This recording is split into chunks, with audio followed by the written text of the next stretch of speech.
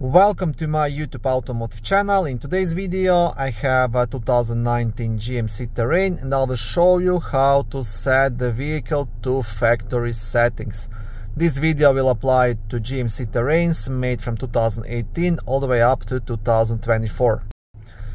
Now this procedure will pretty much reset everything on your vehicle, from all phone saved contacts, messages, saved phones, radio settings, Android settings, whatever you have set up, it will reset everything. So how to do it? First press the settings button and now go under the system and just scroll all the way down and it should be here, return to factory settings. Press that and now you have a couple of options. Do you just want to reset the vehicle settings, or do you want to delete all the personal data from the vehicle as well?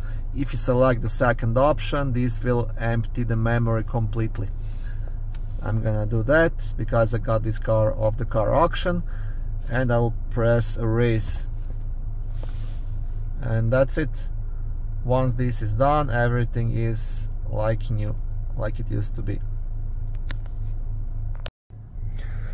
Thank you for watching this video. I hope it was helpful and educational. If it was, please like it and consider subscribing to my YouTube automotive channel.